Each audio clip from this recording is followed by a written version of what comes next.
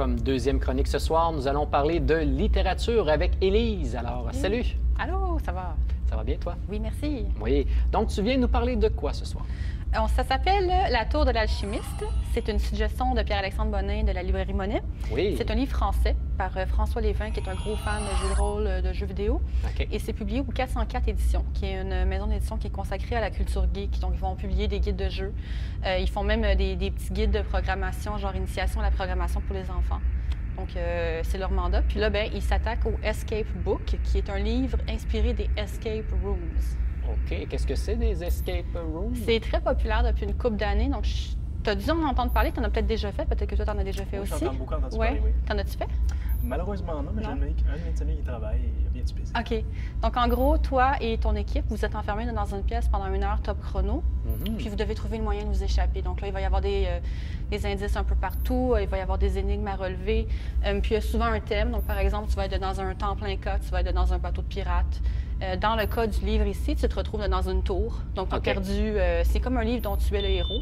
Donc, tu as perdu un pari. Et tu te retrouves enfermé dans une tour mystérieuse qui se trouve être un gigantesque labyrinthe, plein d'énigmes, plein de fausses pistes, plein d'indices, et il faut que tu trouves le moyen d'en sortir. Et là, c'est-tu comme les livres Vous êtes le héros, où des fois tu passes de la page 15 à la page 56 ou... Oui, mais tu te promènes, c'est un peu plus linéaire en fait. Oui, tu vas faire beaucoup d'allées et venues, mais c'est pas justement, tout est pas mal, tout à la même place. Puis t'as des choix qui déterminent si tu réussis ou pas le jeu? T'as pas tellement de choix. Pas tant que ça, non? OK. Non. Mais où est l'intérêt de faire ça, de vivre cette expérience-là au travers d'un livre plutôt que d'aller justement sur le terrain puis d'en faire vraiment un escape room? Je vais plus t'expliquer en fait ce qui est les différences. Donc, si tu fais un escape room, tu as une pièce, peut-être une deuxième pièce. Là, ici, tu as tout un labyrinthe qui est à ta disposition. Tu n'as pas non plus de limite de temps. Donc, tu as toujours, habituellement, c'est 1 heure, mais tu as toujours une limite de temps fixe quand tu fais un jeu genre Échappe-toi.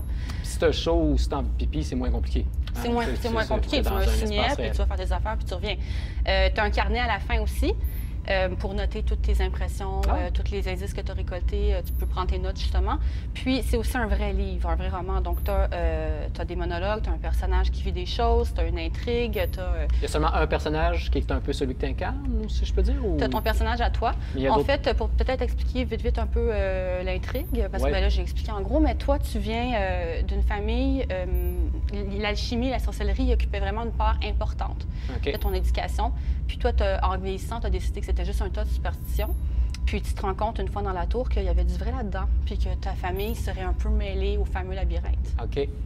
Puis toi, est-ce que tu as réussi à passer à travers le labyrinthe? Non? Non. C'est trop difficile? Bien, en fait, je regardais sur Internet un peu, puis je voyais, bon, si tu es quelqu'un qui a l'habitude de faire des livres d'énigmes, tu devrais t'en sortir assez bien. Autrement, je crois que c'est quand même possible de le faire. Moi, j'ai pas réussi. Il y a des prédispositions. Il faudrait que tu sois bon en visualisation, parce que oui, il y a des illustrations dans le livre, mais c'est sûr que tu n'es pas sur place. Il faut que tu sois capable de t'imaginer un peu, bon, ta statue est à telle place, il y a tel symbole gravé ici, et aussi que tu sois capable de lire en une shot. Parce que, bon, on parlait de faire une pause pipi et tout, OK. Mais plus tu t'arrêtes, plus tu perds le fil. Là. Tu sais plus c'est quoi que tu avais découvert. Puis, fait que si tu as, genre, un après-midi à consacrer... mais de là, le petit carnet aussi, l'utilité du petit carnet, de prendre des notes pour ne pas perdre trop le fil. J'étais pas bonne. Non, mais est-ce que malgré le fait que tu n'as pas réussi à le terminer, tu as aimé ton expérience quand même? J'ai aimé mon expérience. Je pense pas être la lectrice, justement, cible. J'ai pas la patience. J'ai pas la logique non plus. Mais vraiment pour les gens qui sont... Toi, je t'imagine bien, justement, t'aimes ça, genre fouiller, là, puis tout. Là. Ouais, ben, moi, je pense que ça serait ton genre. Je sais pas qu'est-ce qui te fait penser ça, puis, mais ça se peut. Il y a une suite, je crois, qui s'en vient. Je sais pas si c'est... La fin laisse présager une suite. J'ai entendu dire qu'il y avait un autre livre comme ça qui viendrait en novembre. Je sais pas si c'est la suite de celui-là ou un autre. OK, parfait. Donc, c'est disponible aussi au Québec, pas seulement en France. Et rappelle-nous le titre et l'éditeur. L'éditeur, c'est 404 Éditions.